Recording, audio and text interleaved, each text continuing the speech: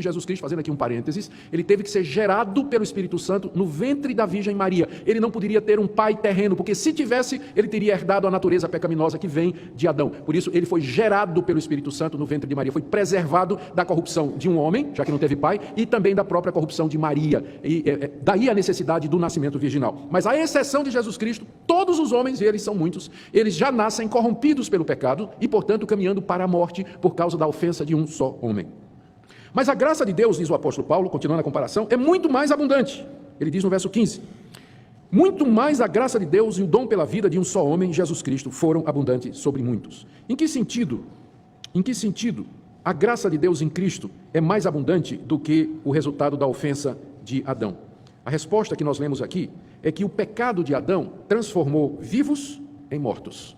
É fácil matar, mas a graça de Deus transforma mortos em vivos. Aí eu quero ver.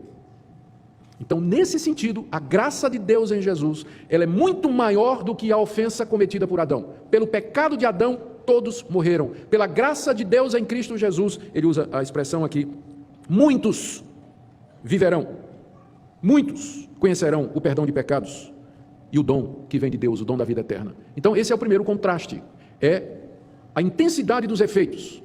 Adão mata, mas Cristo faz mais do que Adão. Cristo ressuscita. Nesse sentido, ele é maior.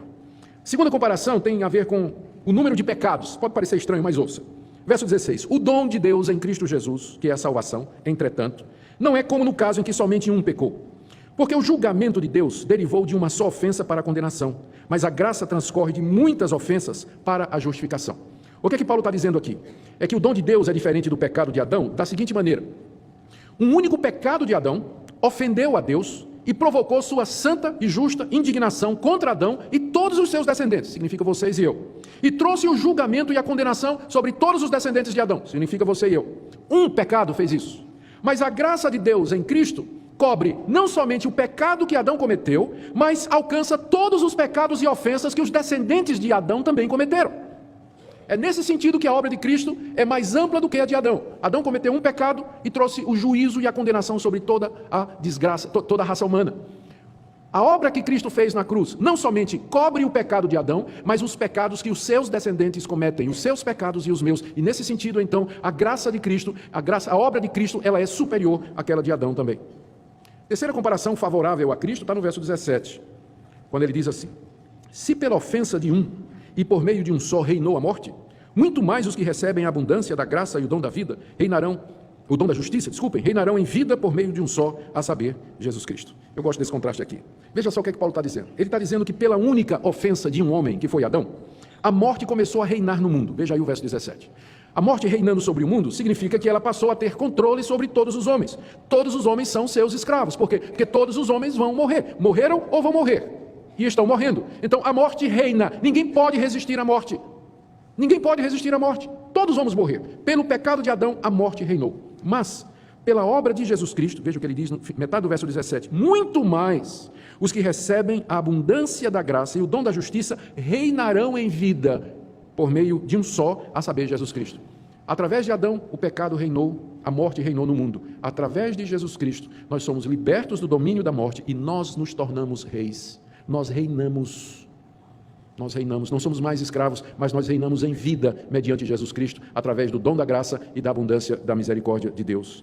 Que coisa maravilhosa. Aqui ele fala, dizendo no verso 17, que esses que recebem a abundância da graça e o dom da justiça reinarão em vida por meio de um só, a saber, Jesus Cristo. Ou seja, já agora nessa vida já começamos a reinar.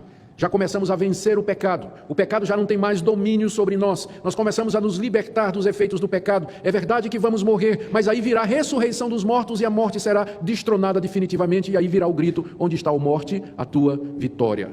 Onde está a morte e a tua vitória? Nós haveremos de reinar eternamente com Cristo, havendo derrotado a morte para todo sempre. Nesse sentido, a obra de Cristo ela é maior do que Adão. Adão introduziu a morte como rei do mundo. Cristo introduz os redimidos como aqueles que haverão de reinar em vida eternamente aqui nesse planeta. Muito bem, são três contrastes que Paulo faz para realçar a obra de Jesus Cristo e a grandiosidade da salvação e da redenção que ele traz. Mas agora, do verso 18 a 19, ele faz mais duas comparações, só que o alvo não é tanto mostrar o contraste, mas mostrar que o mesmo princípio está operando nos dois homens, ou seja, é da mesma forma que o que eles fizeram alcançou aqueles que são os seus representados. A primeira comparação responde a seguinte pergunta: de que forma a condenação veio sobre toda a raça humana? Verso 18.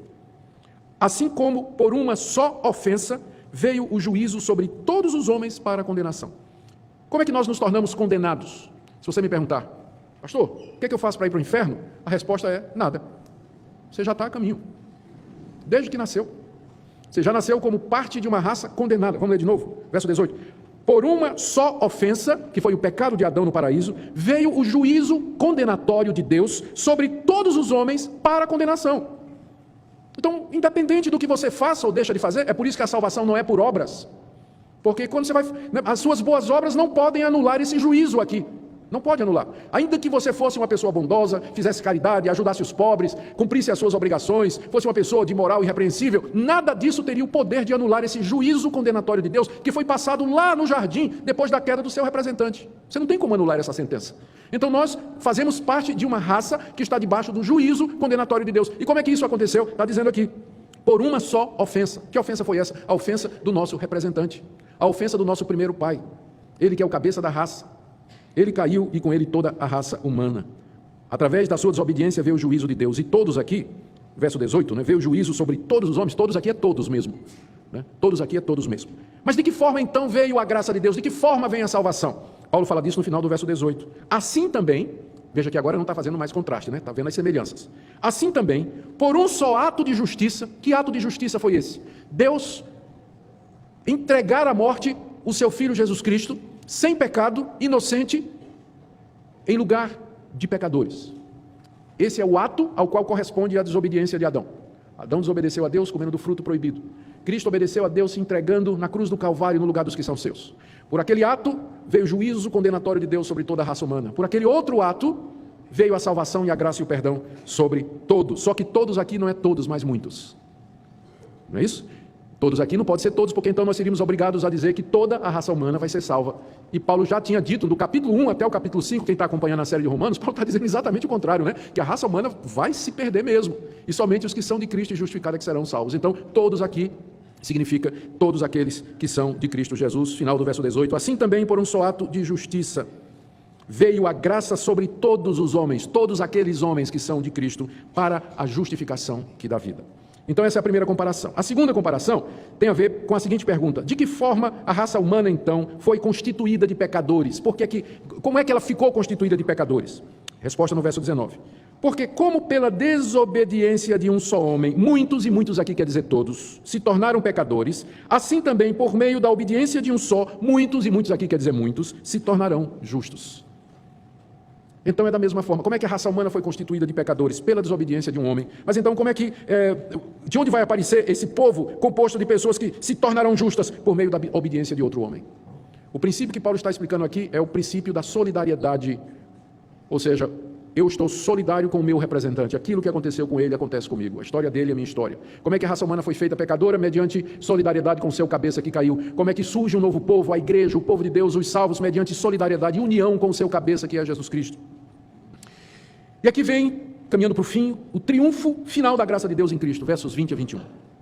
Olha o que Paulo está fazendo aqui. Ele termina essa parte respondendo uma pergunta legítima. Vamos pensar como um judeu. Você é um judeu. Você aprendeu que Deus deu a lei de Moisés como sendo expressão da sua vontade e da sua santidade. E você recebeu aquela lei na expectativa de que, cumprindo aqueles mandamentos, você haveria de receber o perdão de Deus e ser aceito por Deus e entrar no paraíso depois da sua morte. E agora o apóstolo Paulo está dizendo que não tem nada a ver com lei, tem a ver com a história de dois homens. Nós nos tornamos pecadores por conta da ofensa do primeiro homem e nós somos salvos pela obediência do segundo homem, que é Jesus Cristo. Não é uma questão de mérito, não é questão de lei. Aí o judeu, então, legitimamente, ele pode perguntar, mas peraí, o mesmo Antigo Testamento que conta a história de Adão, também conta que muito tempo depois, Deus chamou os descendentes de Abraão e através de Moisés deu a lei. Como é que a lei se encaixa na história desses dois homens? O que é que a lei tem a ver com isso? A resposta de Paulo aqui, no verso 20, é que a lei foi dada para avultar a ofensa. Verso 20, sobreveio a lei para que avultasse a ofensa. Avultar significa dar um vulto maior. Vulto é forma. Então, avultar significa avolumar, destacar, tornar maior. A ofensa já existia lá no paraíso, quando Adão desobedeceu. Mas Deus deu a lei para que a ofensa ficasse clara, ficasse óbvia. Para que você tenha resposta para a seguinte pergunta: por que eu estou pagando pelo pecado de Adão? Resposta: os 10 mandamentos. Tudo bem, você não vai pagar pelos pecados de Adão. Vamos esquecer Adão. Está aqui os 10 mandamentos. Examine comigo. Primeiro, não terás outros deuses diante de mim. Segundo, não farás para